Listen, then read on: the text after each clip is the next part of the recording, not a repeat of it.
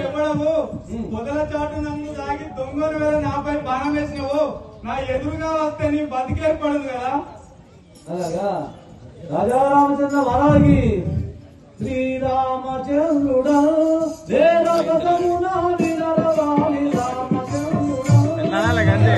అయిపోయిందా